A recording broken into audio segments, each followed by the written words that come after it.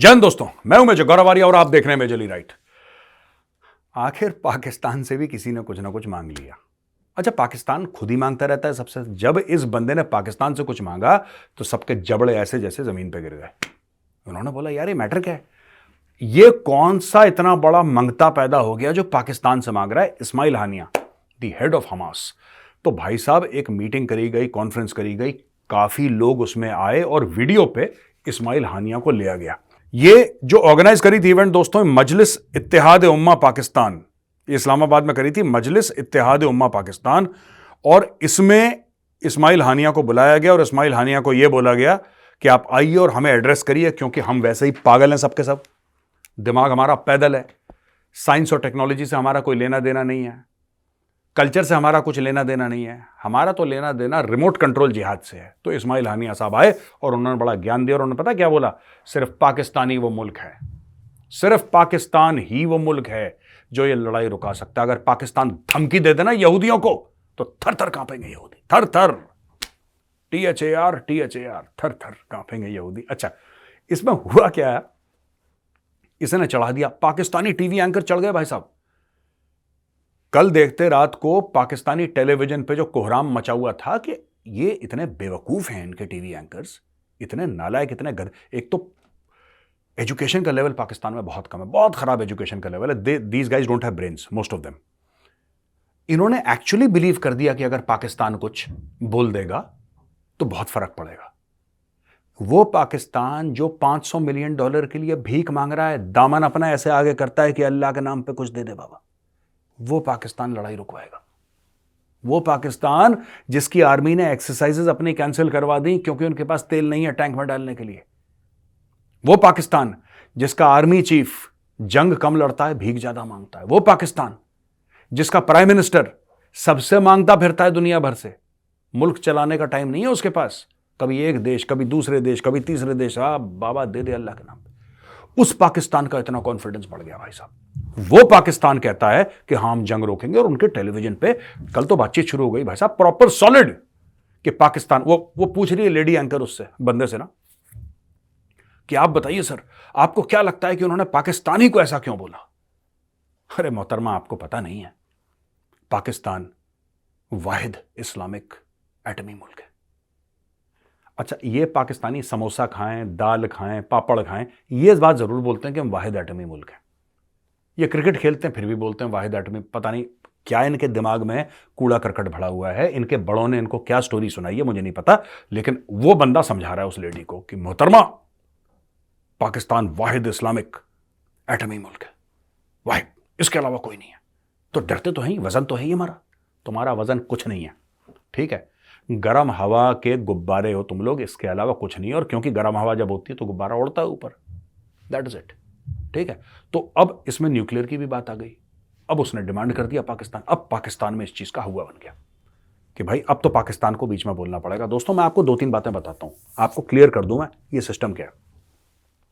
इसने इंडिया में भी, केरला में वो बेवकूफ था जो सॉलिडेरिटी यूथ मूवमेंट वाला, जिसने इसका एक रिकॉर्डेड वीडियो मंगाया था, इसने प्ले करा था, और वो जो लड़का था सॉलिडेरिटी यूथ मूवमेंट, उसके खिलाफ तो केस होना चाहिए कि भाई तुम टेररिज्म को क्यों तुम सपोर्ट कर रहे हो, तुम्हारे दिल में आतंकवाद क्यों है। उसके भी हलक के अंदर हाथ डाल के पेट से आतंकवाद निकालना पड़ेगा ना, जो बड़ा इस्माइल हानिया को इनवाइट कर रहा है। अब पाकिस्तानियों ने इनवाइट करा और पाकिस्तानियों ने प्रॉपर इन्विटेशन, इस्लामाबाद में लोग बैठे हैं, इस्माइल हानिया बोल रहा है। अब मैं आपको बताता हूं 2-3 और चीजें इसमें बड़ी मजेदार। इस्माइल हानिया ने बोला कि 7 अक्टूबर को हमास ने जो अटैक करा था इसराइल पे, वो सेल्फ डिफेंस था। पता नहीं इसराइल ने इनके ऊपर क्या अटैक कर दिया कि इनको अटैक करना पड़ा सेल्फ डिफेंस पे, उसने बोला सेल्फ डिफेंस था। इसने उम्मीद जताई इस्माइल हानिया ने कि पाकिस्तान है ये इजराइल को फोर्स कर सकता है रिट्रीट करने के लिए। पाकिस्तान भाई साहब रात का खाना नहीं खा सकता बिना भीख मांगे, और यह बात इस्माइल हानिया को पता है। इसने क्यों बोला पाकिस्तानियों को, क्योंकि उसको लगता है कि एक और मुल्क है वो भी आवाज जरा, क्योंकि ना ये पाकिस्तानी, देखो ये तो बिके हुए हैं पाकिस्तानी, इनमें ना गैरत ना इनमें इज्जत, हर जगह अपनी इज्जत बेच के रोटी लाते हैं पाकिस्तानी। अब इसको लगता है कि पाकिस्तानी भी कुछ बोले, ये कुछ नहीं बोलेंगे, मैं बता रहा हूं ये कुछ नहीं बोलेंगे। ये कहते ना इमरान खान होता है, ये खान भी कुछ नहीं बोलता। इनके मुंह में इतने पैसे डाल दिए हैं इनके। एक वकील ने बोला था, ये देखिए देखिए अपने स्क्रीन पे, एक वकील ने बोला था अमेरिका में पाकिस्तान के ही कुछ इनके रिलेशन में कोई केस चल रहा था, और उस अमेरिकन वकील ने बोला था कि पाकिस्तानी $10-20 के लिए अपनी मां बेच सकते हैं। ये मैं अपने मन से नहीं बोल रहा है, कड़वी बात, पाकिस्तानियों के बारे में मशहूर है। अमेरिकन कोर्ट्स में यह बोला गया था कि पाकिस्तानी $10-20 के लिए अपनी मां बेच सकते हैं। ये इनकी रेपुटेशन है। ये लड़ेंगे इजराइल से जाके और ये धमकी देंगे इजराइल को। ठीक है जी, और सुनिए,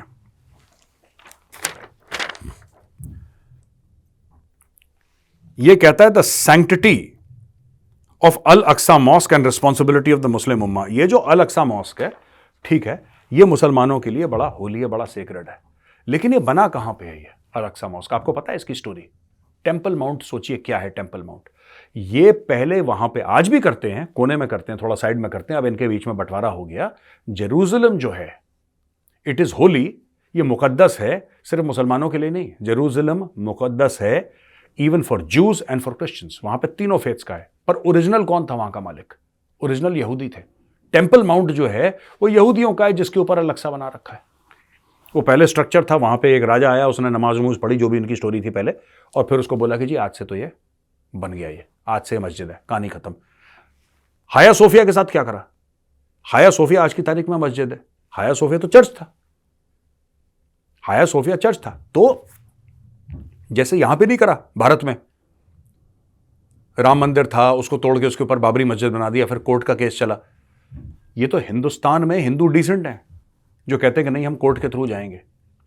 85%, 85% या 84% हिंदूज हैं, फिर भी हिंदू कहते नहीं यार हम कोर्ट में जाएंगे, कोर्ट से हुक्म आया तब जाके रामलला का मंदिर बना। वहां पे ऐसा नहीं है भाई साहब। वहां पे पसंद आ गया बना दो उसको मस्जिद, कहानी खत्म करो, भाड़ में जाए, हमें कोई फर्क नहीं पड़ता। बाकी जब लोग फिर मस्जिद तोड़ दे, मस्जिद शहीद हो गया। ये स्टोरी भी तो है, विक्टिम कार्ड भी है यहाँ पे। फिर मस्जिद किसी ने तोड़ा तो वो मस्जिद शहीद हो गया। ओ भाई साहब सुनो, सीधी बात है, मस्जिद है एक पाक जगह है। अगर वो पाक जगह है तो इसको गलत तरीके से क्यों मनाना है? ये जो कह रहा है ना Al Aqsa, Al Aqsa, sanctity of Al Aqsa mosque, कोई सैंक्टिटी वैंक्टिटी नहीं है। ये झूठ बोल रहे हैं। ये अलक्सा मॉस्क, ये अलक्सा मॉस्क का फायदा उठा रहे हैं हमास वाले। इस्लामिक उम्मा ने दे दिया चुम्मा। उम्मा कुछ नहीं कर रही, उम्मा सो गई है। ठीक है जी। यहूदी अकेले कूट रहा है, यहूदी अकेले कुत्ते की तरह भगा भगा के हमास को मार रहा है, और ये सारे के सारे चुप हैं। और फिलिस्तीनी को कोई मदद करने की, मतलब मैं कह रहा हूं कि कोई, किसी ने रिक्वेस्ट भी नहीं डाली कि साहब मदद करो इनकी, आपस में मदद कर दो। सारे मुसलमानों ने हाथ पीछे खींच लिया फिलिस्तीनियों के। क्यों खींचा? सोचो जरा। आज की तारीख में एक भी फिलिस्तीनी इजिप्ट के अंदर कदम नहीं रख सकता। क्यों?